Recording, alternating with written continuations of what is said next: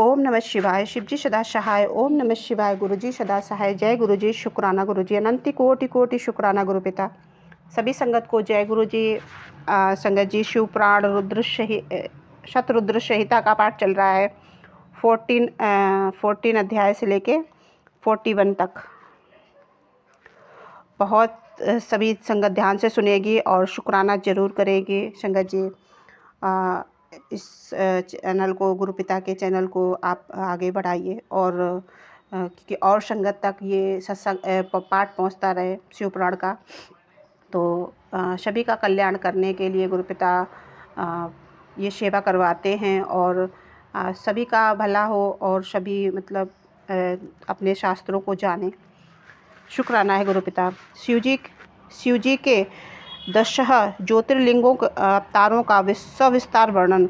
नंदीश्वर कहते हैं कि मुने, अब तुम सर्वव्यापी भगवान शंकर के 12 अन्य ज्योतिर्लिंग स्वरूपी अवतारों का वर्णन करो, जो अनेक प्रकार के मंगल करने वाले हैं। उनके नाम हैं: सौराष्ट्र में सोमनाथ और श्री शैल पर मल्लिकार्जुन, उज्जैनी में महाकाल और ओमकार में अमरेश्वर, हिमालय में केदार और डाकनी में भीमशंकर, काशी में विश्वनाथ, गौतमी के तट पर त्र्यंबकेश्वर, चिताभूमि में बैद्यनाथ और दारुक वन में नागेश्वर, श्वेतबंध पर रामेश्वर और शिवालय में घुमनेश्वर। मुने, परमात्मा शंभु के ये ही 12 अवतार हैं। ये दर्शन और स्पर्श करने से मनुष्य को सब प्रकार का आनंद प्रदान करते हैं। मुने, उनसे पहला अवतार सोमनाथ का है। यह चंद्रमा के दुख का निवारण विनाश करने वाला है। इसका पूजन करने से क्षय और कुंठ आदि रोगों का नाश हो जाता है। यह सोमेश्वर नामक शिवावतार सौराष्ट्र नामक पावन प्रदेश में लिंग रूप में स्थित है। पूर्व काल में चंद्रमा ने इसकी पूजा की थी। वहीं संपूर्ण पापों का विनाश करने वाला यह चंद्रकुंड है, जिसमें स्नान करने से बुद्धि मनुष्य संपूर्ण रोगों से मुक्त हो जाता है। परमात्मा शिव के सोमेश्वर नामक महालिंग का दर्शन करने से मनुष्य पाप से छूट जाता है और उसे भोग और मोक्ष सुलभ हो जाते हैं। तात शंकर जी का मल्लिकार्जुन नाम का दूसरा अवतार श्री शैल पर हुआ है। वह भक्तों की अभिष्ट फल प्रदान करने वाला है। मुने, भगवान शिव परम प्रसन्नता पूर्वक इससे निवासभूत कैलाशगिरी के लिंग रूप में श्री शैल पर पधारे और पुत्र प्राप्ति के लिए उनकी स्तुति की। मुने, यह जो दूसरा ज्योतिर्लिंग है वह दर्शन है। पूजन करने से महान सुख कारक होता है। इसमें अंत में मुक्ति भी प्रदान कर देता है। इसमें तनिक भी संशय नहीं है। तात शंकर जी का महाकाल नामक तीसरा अवतार उज्जैनी नगरी में हुआ है। वह अपने भक्तों की रक्षा करने वाला है। एक बार रत्न मालिनी दूषण नामक असुर, जो वैदिक धर्म का विनाश कर विप्रद्रोही तथा सब कुछ नष्ट करने वाला है, उज्जैनी में जा पहुंचा। तब वेद नामक ब्राह्मण के पुत्र ने शिव जी का ध्यान किया, तो फिर शंकर ने तुरंत ही प्रकट होकर हुंकार द्वारा उस असुर को भस्म कर दिया। तत्पश्चात अपने भक्तों का सर्वथा पालन करने वाले शिव देवताओं के प्रार्थना करने पर महाकाल नामक ज्योतिर्लिंग स्वरूप ने वहीं प्रतिष्ठित हो गए।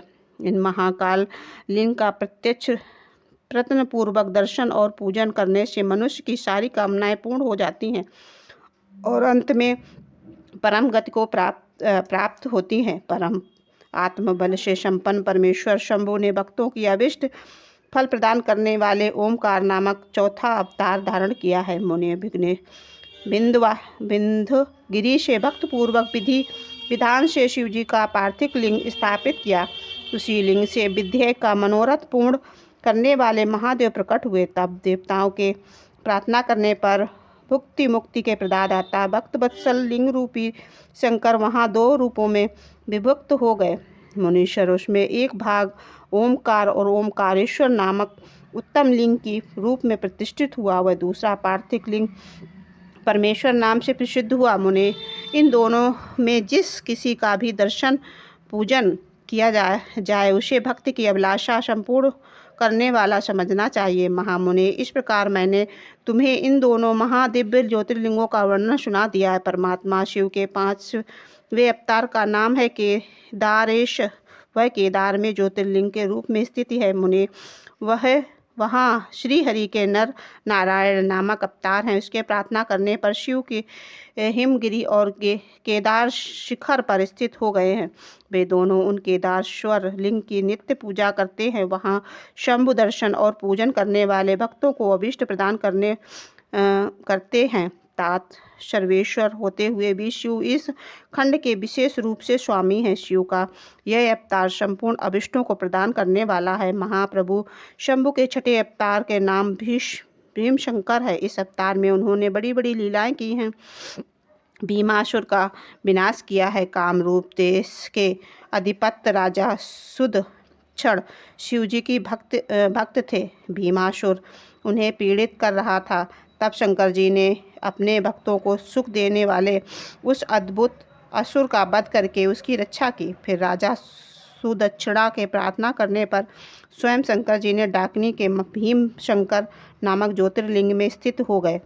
मुने, जो समस्त ब्रह्मांड स्वरूप तथा भोग मोक्ष प्रदान करता है, वह विशेश्वर नामक 7वां अवतार काशी में हुआ है। मुक्ति द्वारा सिद्ध स्वरूप स्वयं भगवान शंकर अपनी पूरी काशी में ज्योतिर्लिंग में स्थित हैं। विष्णु आदि सभी देवता, कैलाशपति शिव और भैरव नित्य उनकी पूजा करते हैं। जो काशी विश्वनाथ के भक्त हैं और नित्य उनके नाम का जप करते हैं, वे कर्मों से नीलम तो होकर कैश्वल पद के भागी होते हैं। चंद्रशेखर शिव का जो त्र्यंबकम नामक 8वां अवतार है, वह गौतम ऋषि के प्रार्थना करने पर गौतमी नदी के तट पर प्रकट हुआ है।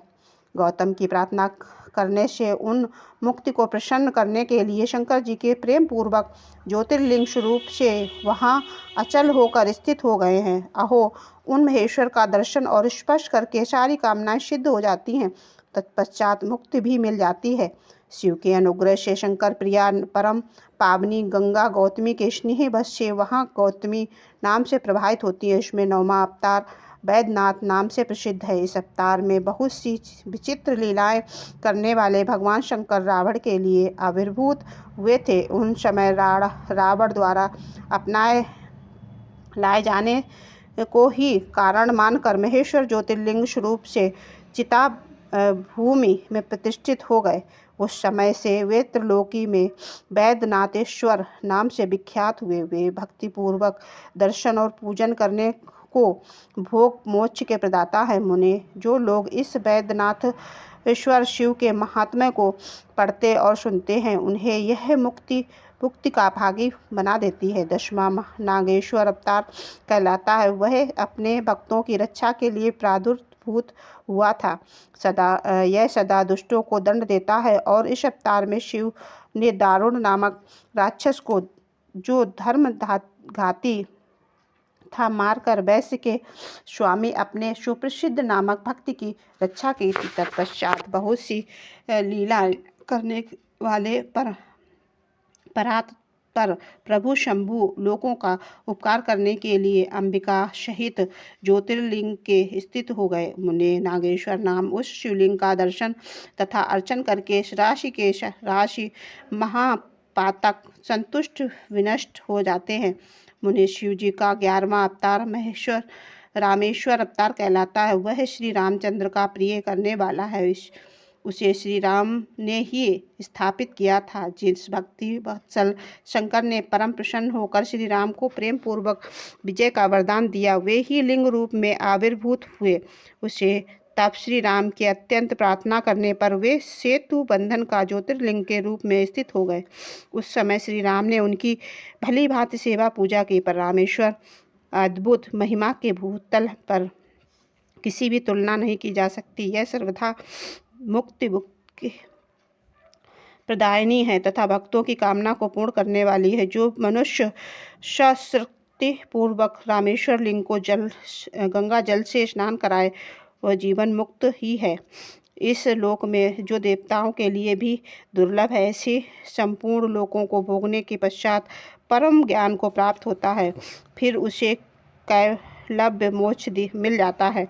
घुमनेश्वर अवतार शंकर जी का 12वां अवतार है। वह नाना प्रकार की लीला का करता, भक्त वत्सल तथा घुमा को आनंद देने वाला है। मुने घुमष्मा का प्रिय करने के लिए भगवान शंकर दक्षिणा दिशा में देवशैल के निकटवर्ती तथा सोम सरोवर में प्रकट हुए। मुने घुमष्मा के पुत्र को सुदेहा ने मार डाला था। उसे जीवित करने के लिए घुमेश्वर शिव की आराधना की। तब उसकी भक्ति से संतुष्ट होकर भक्त वत्सल शंभु ने अपने पुत्र को बचा लिया। तदंतर कामनाओं को पूर्वक शंभु घुमष्मा की प्रार्थना से उसका तरंग ज्योतिर्लिंग के रूप में स्थित हो गए। उस समय उनका नाम घुमेश्वर हुआ। जो मनुष्य उस शिवलिंग का भक्ति पूर्वक दर्शन और पूजन करता है, वह लोगों को संपूर्ण सुखों को भोग कर अंत में मुक्ति लाभ होता है। सनत कुमार जी, इस प्रकार मैंने तुमसे इन 12 दिव्य ज्योतिर्लिंगों का वर्णन किया। ये सभी और मोक्ष को प्रदाता हैं। जो मनुष्य ज्योतिर्लिंगों की इस कथा को पढ़ता और सुनाता है, वह संपूर्ण पापों से मुक्त हो जाता है और भोग मोक्ष प्राप्त करता है। इस प्रकार मैंने इस सत रुद्र नाम की संहिता का वर्णन किया। इस शिव के 100 अवतारों की उत्तम कीर्ति से संपन्न, संपूर्ण अभिष्ट फलों को देने वाली है। जो मनुष्य इसे नित्य समाहि चित्त से पढ़ता अथवा सुनता है, उसकी सारी लालसाएं पूर्ण हो जाती हैं और अंत में उसे निश्चय ही मुक्ति मिल जाती है। जय गुरु जी, शुक्राना गुरु जी। रुद्र संहिता का पाठ पूर्ण हुआ। अगला अध्याय कल होगा और नया अध्याय है। शुक्राना गुरु पिता। जय गुरु जी, शुक्राना गुरु जी।